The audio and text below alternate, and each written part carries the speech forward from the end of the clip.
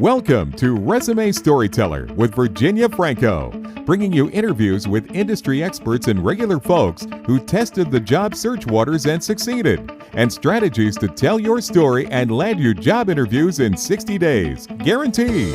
Here's your host, Virginia Franco.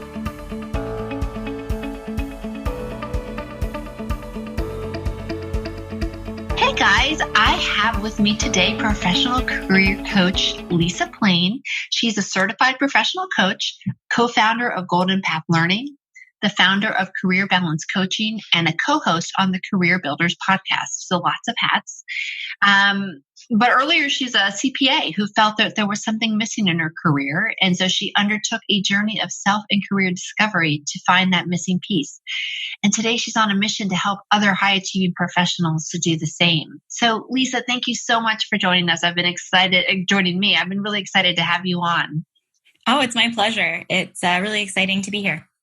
So you heard me give a brief overview of what you do, but I'd love to hear about how you came to wear these 4 hats that you have now. Yeah. So as you mentioned, I previously worked as an accountant for about 10 years and it was great. I enjoyed the work that I was doing, but I really did feel like something was missing. And so about 3 years ago, I was really feeling stuck and lost, and I hired a career coach myself. Did you? I did. Yeah. And it was one of the best decisions that I've ever made. I went through a ton of self-discovery, just trying to figure out what that missing piece was. And what I realized was that the missing piece was connecting with people. So I was sitting at a desk all day, working on spreadsheets. There were days where I actually wouldn't talk to another human the whole day, maybe over the phone. But a dream for some, but not for all, right? Yeah, exactly. And so once I discovered that, then I looked into coaching myself, went back to school, and I've been helping people to find what their missing piece is now, who are in a similar place as I was. But you don't just work with people in finance and accounting, correct? Your practice spans industries? Yeah, exactly. I work with people in the dental area. I work with people in media, definitely a lot of different industries. Very nice. So given that you work with all different kinds of industries, I'd love to hear from you if you see a couple of common challenges facing people that are job searching today, whether they are, just trying to find the next step or land a new role or looking to make a career pivot. Yeah, absolutely. I would say that one of the major challenges that people are facing right now, especially with COVID-19 happening, is that there's so much uncertainty in a lot of industries. So people aren't really sure if their industries are even going to be around in 5 or 10 years, which causes people to really reconsider where their skills are going to be needed in 3 to 5 years. It's trying to plan, right? Exactly. They're trying to get ahead of it and not wait until they're forced to make a change, but they're starting to think about where they can predict that their skills will be needed in, the near future. And is there something that you find that they're surprised by as they go in and, trying to navigate this this very ambiguous market? Yeah, I think that people are most surprised by the power of networking. So a lot of the work that I do with people, first figuring out where and what they really want, but then making it a reality. And I think that people are really surprised by how easy networking can be if you do it in a way that aligns with who you are. And then also how well and how fast it works. I had a client recently who she was really interested in making a change. There was a company that she had kind of targeted. She looked them up on LinkedIn, ended up just connecting with somebody that she was interested in talking to. They had a conversation, and within a month, she had a new job. Wow. So, it can be pretty amazing. That's how my husband landed his last job. It'll be 2 years this fall, but he, it was about a 3-month search, which is pretty fast for an executive. And he started just by talking to 3 people, getting names of 3 people, and then 3 more and 3 more like that. To me, it's like the fast pass at an amusement park, Disney World, where you can just bump to the front of the line. So true. That's awesome. So what about, what advice would you give someone who is just beginning to job search? Is there, some guidance that you give them on sort of the best place to get started or how to get started? Yeah, for sure. So I really recommend getting clear on what kind of job you want what kind of company you want to work for, in which industries, and why. So you need to have this really clear path forward, or else it can feel like you're kind of shooting in the dark. It also might feel like you're narrowing your options by doing this. Yeah. How do you, a lot of people, I hear that all the time. I want to, especially now, I don't want to limit myself. I'm worried, or I need to land fast, so I can't afford to limit myself. Yeah, exactly. But by not limiting yourself or not having that narrow search, you're actually putting yourself at a disadvantage, because targeting yourself allows you to go for that quality over quantity in your search. So when you're having conversations with people, you're better able to communicate what you're looking for, which then allows people to go out. So let's say somebody's looking for a job and they want to become an accountant. Mm-hmm. They can go out and have a conversation with somebody and say, I'm looking for this kind of job at this kind of company in this kind of industry.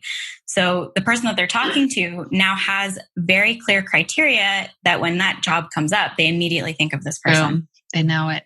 And how do you recommend they sort of whittle it down when they say, well, I really could do any industry, or I could do this or that? Are there any resources that you might recommend to help them get some clarity around that? Yeah, absolutely. So I think that one of the key things is that we can be paralyzed by options, right? Yes. There's so many things that we can do. And so it can be really tough. But what I would really recommend is do a brainstorming activity. Write down all of the ideas that you can think of and all of the possibilities that are available to you. And then go through your list and pick a couple that you're going to hypothetically try first.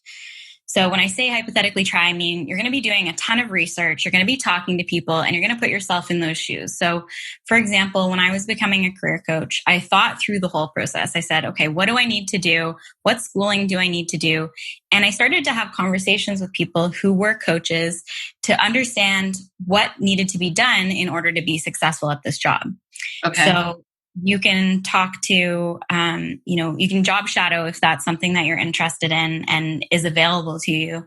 You can also just do informational interviews, which are basically having conversations with people to find out more information about what it is that they do. Okay. And that way you can really start to see what it's going to look like to pare down, number one, what skills do I need that I don't currently have? And then, is this something that I even really want? Because there's times when you start to go down a path and you realize that even though I can do that job, I don't really want to. Right. And that is, to me, the best way to ensure you don't go out of the frying pan into the fire if you're currently employed. Exactly. What about someone who didn't take those steps and has already launched a job search and it's not going well? How do you sort of recommend they pause, pivot, or regroup? Yeah, well, I would agree with you in terms of pausing. Sometimes we get so far into doing that we kind of forget to take a step back and reassess and reevaluate what's going on. That's so true. Yeah. Taking some time to reflect on what's been working and what hasn't been working is really helpful. And then experimenting in a way that you're trying something new, not just sending out resumes to different companies, but there's a lot of creative ways to connect with people, and connecting with people really is the key. Like we had mentioned in terms of networking, that's how you can fast track your job search. So talk to as many people as possible. Talk to people who are doing the job you want. Talk to people who are managing the job you want. Talk to recruiters, talk to HR people, go to virtual job fairs. Doing this actually helps you to feel like you're getting somewhere because you're building relationships and building your network, which will serve you well throughout your entire career. And it doesn't feel like it's just a job search activity. I love the idea of really expanding on who you speak with, because a lot of people think, okay, I just need to talk to HR and recruiters. Mm-hmm. But there's lots of people with their ears to the ground, especially people that are in those roles or that are hiring in those roles. The managers of those people, the people that are in the room when the hiring process is taking place. Exactly. Yeah, the decision makers. Right. I know I couldn't think of the word decision makers. Can you tell I just came back from vacation? Totally. So we've sort of talked about this around people, people that really could go in a lot of different ways. We talked about how to sort of narrow it down in terms of industries. What words of wisdoms could you share for someone that they have really diverse skills, and and sometimes they've gotten to work in a job where they get to use lots of different skills, where they got to be sort of a jack of all trades. Do you recommend they get clarity in the same way that they did with the brainstorming exercise, by laying it out, circling a few possibilities, and then doing some deeper dive research through informational interviews? Yeah, definitely. And I also think it's important, just because you have a lot of skills doesn't mean you want to use all of those skills. That's true. So when I was an accountant, I was really good at Excel spreadsheets, and it's something that I've carried with me through for a lot of reasons, but it doesn't mean that I want to work on Excel spreadsheets all the time. So you also need to kind of discern which skills you have that you do want to continue and that you see yourself using longer term, as opposed to those that are just kind of on the periphery. Yeah, and I mean, I'm sure you use your Excel spreadsheet skills now, but it's not a primary component of your job. So it wasn't a deal breaker that you needed to have for the role. Exactly. And I think that part about being a key component of the role is so important. Yeah, for sure. All right, so this is my favorite question. Pivoting gears here, shifting gears. Is there something that drives you absolutely nuts when it comes to job seeker mishaps? Or maybe something that drives you the most nuts? Yeah, for sure. So the thing that drives me the most nuts is when clients come up with all of the reasons why something won't work before they've even tried it. And Debbie I'm guilty of this too. It's really tough to make a change. It's really common to face fear and uncertainty. But if you're giving me all of the reasons why something isn't going to work before you've even done any research on it, then your possibilities are pretty limited. That's true. How do you recommend they get out of that mindset? So I do a lot of mindset work with clients, shifting mindsets to look for possibility instead of focusing on the negatives. One of the things that I've really come to understand in my life, and what I try to help my clients to understand as well, is that when something isn't certain, so if you're looking towards the future and you're not exactly sure how it's going to turn out, the possibility of it turning out well is just as good as it turning out badly. So you have a 50-50 chance of going either way, and you get to choose which way you want to look at it. So if you choose to look at it in a negative way, that's, your prerogative. But if you want to move into something that you really enjoy and something that you're going to find fulfilling and meaningful, you need to be open to possibilities. I love that. I mean, that's a lesson for everything, not just job search, right? So true. And do you feel like when you choose to look at positively, you increase your chances of finding something that will make you happy? Yeah, absolutely. Because you find that you see an opportunity everywhere. You have a conversation with your cousin on Thanksgiving, or you meet somebody in the grocery store, and all of a sudden there's possibility everywhere. And so possibilities start showing up for you more because you're open to them. And it maintains your morale during job search, I think, because you're always having conversations, and it makes you feel like you really are continually putting eggs in your basket. Yeah, exactly. That's a great way of putting it. Oh, I love that. So I want to ask you about discrimination. There's been a lot of talk of it, especially lately, which is wonderful. But when it comes to hiring practices, there's always been barriers to entry. There's age discrimination, racism, sexism, all of it. What are your thoughts on the topic, and how do you guide your clients? How do you help them navigate the landscape? It's definitely, there's absolutely discrimination in hiring practices, and it stems from internal bias that we all have. Now, bias shouldn't inherently be a bad word. It means that we all have a number of lived experiences that shaped how we perceive and react to the world around us.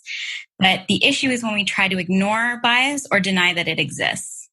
So once we accept that we as humans are biased just by nature, we can work on identifying which biases are impacting us and then how to overcome them. So as an example, I worked for a company who had a really great diversity training program. And as part of that, they had us take these biases tests. And it was really interesting because one of the ones that I did was a sexism test. Now, I have always worked for really amazing, strong women. I've had really amazing, strong women role models. My mom is an amazing, strong woman. And so I thought that I was going to do this test and come out of it and not have any bias towards men. As it turns out, that's not real. I mean, I grew up in a neighborhood where the men often were the breadwinners in the family. And that has shaped the way that I perceive things. And so once I came out of that and was able to accept that I do have these biases that were imprinted in me through my life, now I can work on saying, is that really how I want to make my decisions? And it isn't. And so I can now consciously work on, moving around that. When I think about clients too, who are facing these types of things, one of the things you can do is look for more conscious companies. Look for companies whose mission and values are centered around diversity, inclusion, and equity, because that's really going to make a big difference. And that's going to show that they're trying in their hiring processes. It's not always perfect. Yeah. And there's a lot that we still have to do. But at least they've stated a commitment to getting exactly. better. Right. Yeah. And I think that's something that is really important to you. That's a conversation that can come up as part of these informational interviews, right? So true. Yeah, you can find a lot of information just from talking to people, but also on their social media and on their websites. You can tell based on, what type of images they're posting. And then you can see if they're actually walking the walk and talking the talk by talking with real people. Yeah, exactly. Love that. You're right. And so being consciously aware of it and moving on is super key. What about, so we talked about, a lot of the looking for conscious companies that deals a lot with sexism and racism. What about ageism? Or do you think that applies with the, with companies that are more focused on DEI as well? Ageism is a difficult one for sure. And there are ways to get around it. I would recommend for anyone dealing with ageism, whether, you feel you're too young or whether you feel that you're too old, one of the keys is networking, because you're going to be able to communicate your value to somebody a lot better instead of just, somebody looking at a piece of paper. So once somebody realizes all of the skills that you have, all of the knowledge that you're bringing to the table, and you're able to use your sales process to serve somebody and help them, then they're able to look past the ageism and hopefully see that you're the right fit for the job. I agree. I think that a great way to address bias and help overcome it is to have those face-to-faces.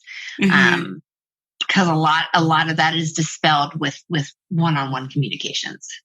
Exactly. And being confident in those communications as well. That's true. Going back to the mindset piece, if you're confident going into a conversation, then the other person perceives you in a different way than if you go into it already apologizing for something. Right. No, absolutely.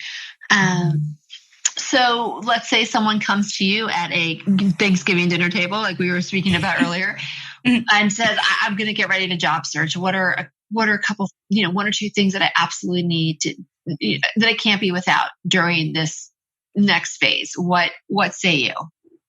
Yeah. So number one, I'm going to go back to my good old spreadsheets, my Excel spreadsheets. Okay. Yeah. Honestly, it's all about tracking. It's all about keeping track of how many applications you're sending out, who you've had conversations with.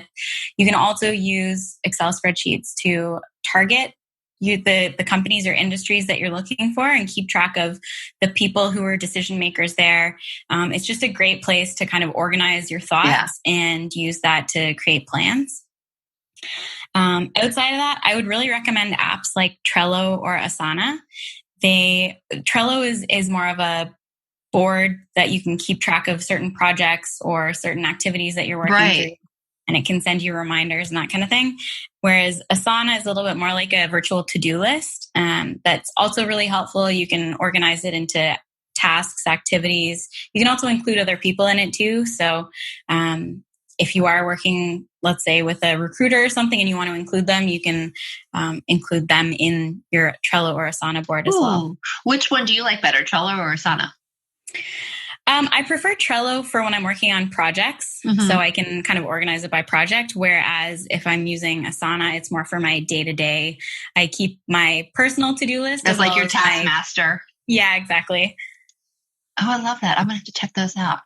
All right. So last question. You have 4 different roles, your 2 companies, your 3 companies in your podcast. What is next for you? What do you anticipate for 2021? Yeah, well, with Career Balance Coaching, let out of our houses. Yeah, exactly. Well, with Career Balance Coaching, I'm currently in the process of creating a 5-month-long career transition program for high-achieving professionals. Oh. So going into a little bit more of a group and one-on-one coaching hybrid. Okay. It's going to have, online tutorials, workshops, all sorts of stuff. So I'm just kind of putting the plans in place and hoping to roll that out by the end of the year, which I'm really excited about. Excellent. So if people want to keep up with what you've got going on or learn more about the classes, the courses that you're creating, I have included your LinkedIn URL and then your Career Balance Coaching, a link to that website. Are those the 2 best places to connect with you? Yeah, absolutely. Perfect. Those are the 2 best. Thank you. Well, Lisa, thank you so much. We packed a lot in under 30 minutes, which is always my favorite. People can listen to it at 1.5 speed and knock it out in 15 minutes. Totally. Thank you again for coming on and sharing your wisdom. Thank you so much for having me. It was a lot of fun. You've been listening to Resume Storyteller with Virginia Franco. To learn more about storytelling strategies to catch the eye of today's SCIM online readers, hiring and decision makers, go to www.virginiafrancoresumes.com.